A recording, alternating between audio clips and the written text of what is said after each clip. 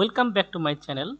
In this tutorial we are going to learn how to install Composer in Windows 11. If you are new to this channel, subscribe this channel to get more tutorials. Let's get started. At first open your favorite web browser and search for Composer and then click on this URL getcomposer.org.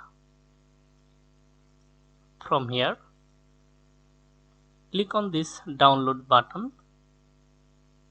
Download Composer setup.exe executable file. It may take a while. After a successful download, navigate to download folder and then double click on Composer setup executable file or open this executable file. Now select the installation mode, install for all users, that is recommended, or select install for me only option. I'm going to select install for all users, that is recommended. Okay. Now allow this app to make changes to your device. Click on yes. Now choose your installation type.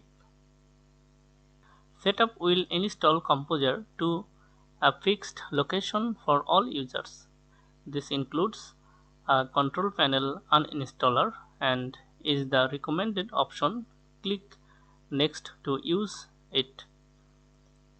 Now choose the command line PHP you want to use.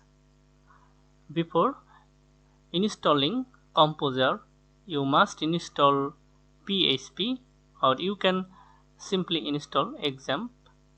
It contains PHP. You can add this PHP to your system environment path variable. Okay. Now click on next. If you want to use a proxy server to connect to internet, enter the proxy URL here. Otherwise unmark and then click on next. Okay, setup is now ready to download Composer and install it on your system. So click on install. It may take a while.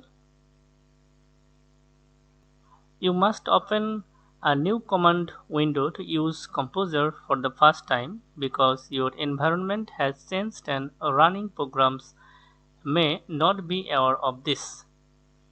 As a last resort, you may need to restart your computer, so click on next.